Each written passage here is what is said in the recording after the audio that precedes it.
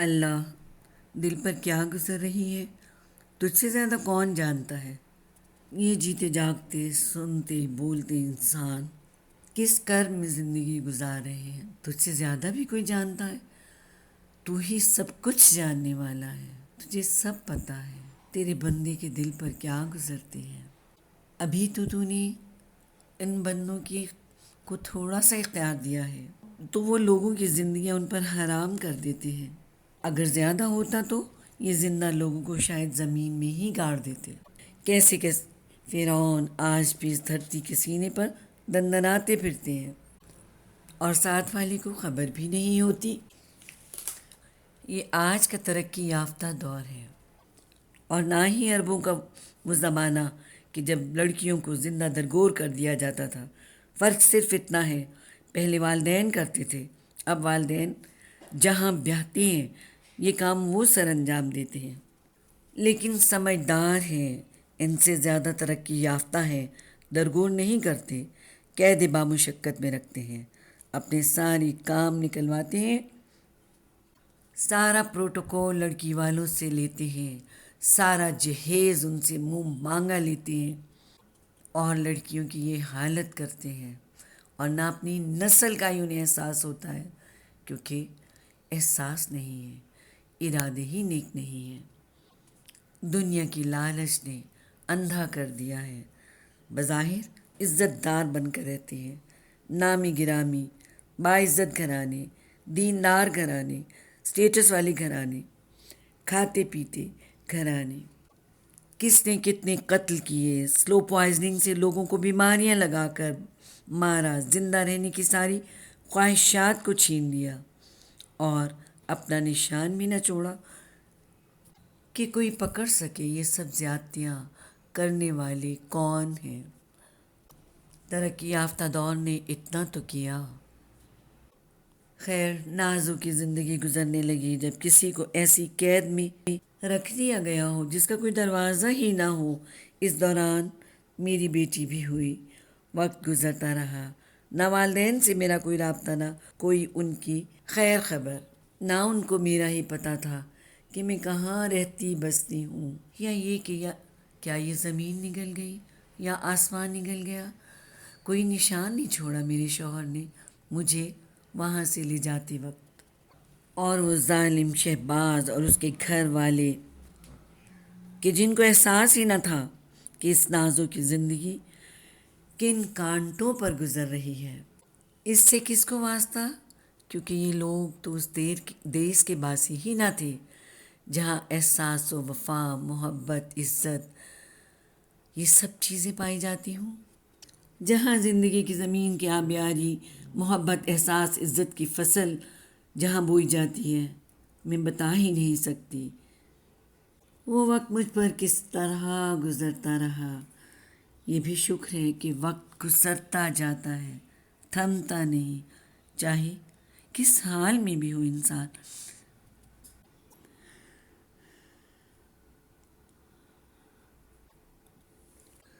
بچے بھی بعض دفعہ پاؤں کی بیڑیاں بن جاتے ہیں اور کبھی جینے کا سہارا۔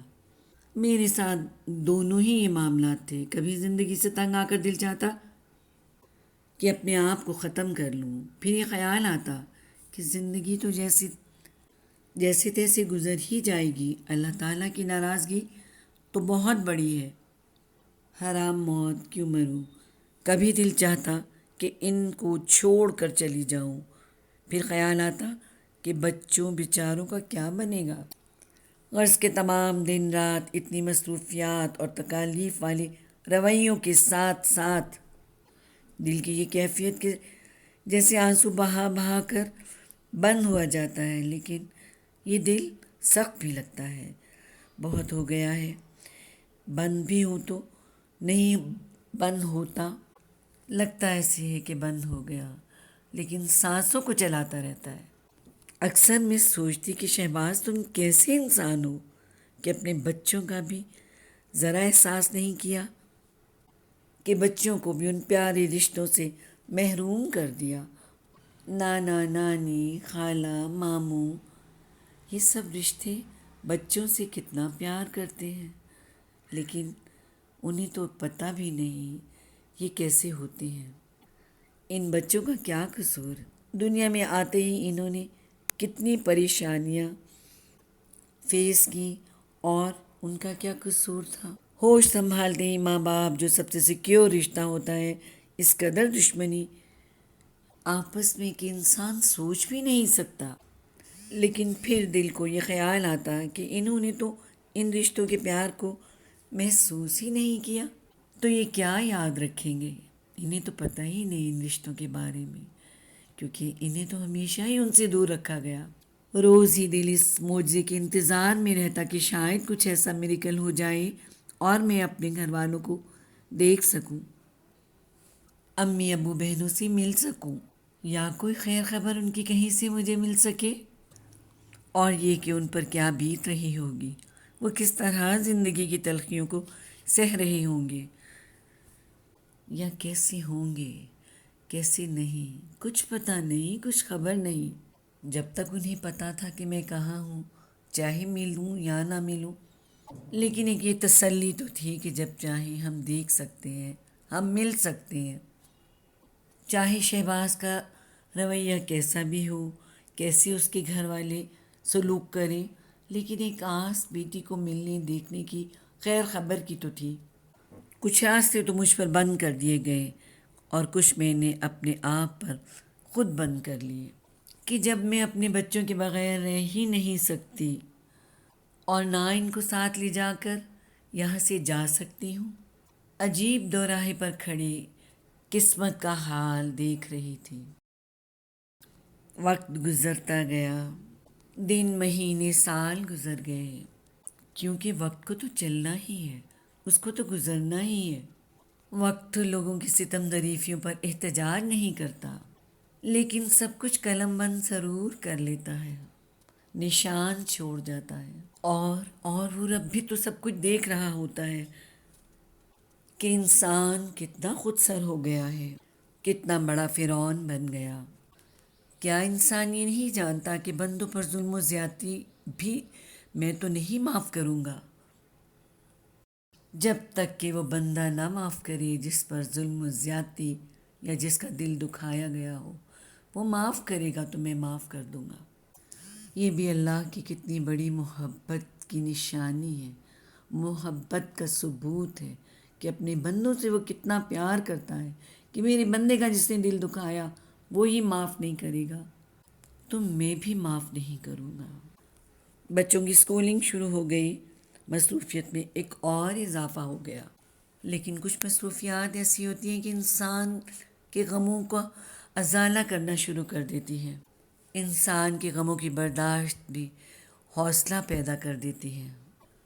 اسی طرح کچھ ہوا، اور نہ جانے والدین بھی کس کس طرح کی کوششیں کرتے ہوں گے اور دعائیں کرتے ہوں گے، اور بہن بھائی بھی کس کس طرح کوشش کرتے ہوں گے کہ کہیں سے نازوں کی کوئی خبر مل جائے، کیونکہ میرے پاس تو ایسا کوئی ذریعہ ہی نہ تھا، اور نہ مجھ میں جرت تھی۔ شہباز کے غصے سے میں انتہائی خوفزدہ رہتی۔ کہتے انسان بوڑھا نہیں ہوتا، لیکن اسے غم بوڑھا کر دیتے ہیں، اس کی ہمت چھین لیتے ہیں، اور وہ بھی اولاد کا غم، جو سب سے بڑا غم ہوتا ہے، ساری ہمتیں ہی ختم کر دیتا ہے، زندگی کی دلچسپیاں ہی ختم ہو جاتی ہیں۔ لیکن وہ اللہ جو سب کچھ دیکھ رہا ہوتا ہے، اس کا کرنا ایسا ہوا کہ والدین کے جاننے والے لوگوں کے کچھ آگے جاننے والے لوگوں سے والدین کو اتنا پتہ چل گیا کہ میں کہاں رہتی ہوں۔ یہ بہت بڑی بات تھی ان کے لیے، تو اس طرح چھپ چھپا کر کوئی نہ کوئی خبر گیری کا سلسلہ شروع ہو گیا۔ خیر دل کی تسلی کے لیے بہت بڑی چینج تھی یہ۔ وقت جو کہ چل رہا تھا چلتا رہا، بچے بڑی بڑی کلاسوں میں پہنچ گئے۔ جب بچے بڑے ہو جائیں یہ بھی بہت بڑا سہارا ہوتے ہیں۔ بچوں کا ساتھ دینے سے بڑا فرق پڑ گیا، کسی نہ کسی طرح کبھی سالوں مہینوں میں والدین سے ملاقات ہو جاتی، چھپ چھپا کر کسی اور جگہ پر گھروں میں جا کر نہ صحیح کسی دوسرے کے گھر میں، کسی دوست کے گھر میں ملاقات والدین سے ہو جاتی۔ چھوٹی بہن اور بھائی کی بھی شادی ہو گئی۔ امی ابو کو بھی میرے غم نے بوڑھا کر دیا اور بیمار رہنے لگے اکثر۔ کبھی کسی کی طبیعت خراب ہو جاتی تو کبھی کسی کی، لیکن ابو زیادہ ہی بیمار ہو گئے اور کسی نہ کسی طرح اللہ نے ایسا کر دیا کہ ابو کو بھی دیکھنے میں ایک آدھ بار چلی گئی۔ اللہ تعالیٰ نے انسان کے سینے میں یہ جو دل چھوٹا سا رکھا ہے، لیکن اس کی برداشت پہاڑوں سے بھی زیادہ اونچی بنائی ہے۔ آج انتہائی تکلیف دہ خبر نے زندگی کا جیسے ایک چیپٹر کلوز کر دیا۔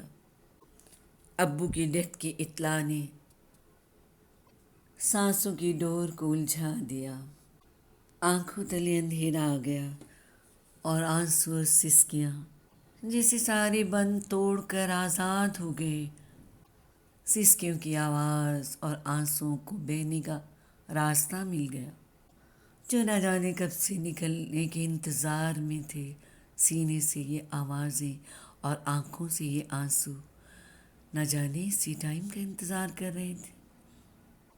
اس خبر نے تو سارے ہی بند توڑ دیے۔ شہباز کو بھی جیسے کچھ خیال آ ہی گیا، شاید رسم دنیا نبھانے کے لیے ہی آیا، پر آیا تو صحیح، اور مجھے امی ابو کے گھر لے گئے۔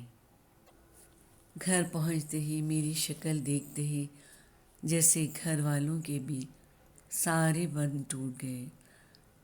غم کا ٹائم تو تھا بہت زیادہ، لیکن اتنے عرصے بعد میری شکل دیکھ کر، مجھے دیکھ کر ان کا دکھ اور بڑھ گیا اور آنسو تھمنے مشکل ہو گئے۔ سب کے ساتھ لگ کر سینے کے بوجھ جس طرح جیسے آنسو میں ڈھلنے لگے۔ ایک طوفان تھا سب کے آنسوؤں کا جو بہہ نکلا۔ ہر ایک بھائی بہن کے گلے لگنے کا موقع مل گیا۔ آج تو ان کو بہنے سے کوئی روک نہیں سکتا تھا۔ یہ آنسو اور سسکیوں کا وہ طوفان تھا جو کسی کے روکے نہ رک رہا تھا۔ بات کسی سے کیا ہوتی، کوئی کیا ایک دوسرے سے پوچھتا، کیا میں بتاتی، یہ کون سا ایسا موقع تھا۔ یہ آنسو بہہ جانے دیں تھوڑے سے، پھر میں آپ کو بتاتی ہوں کہ آگے کیا ہوا۔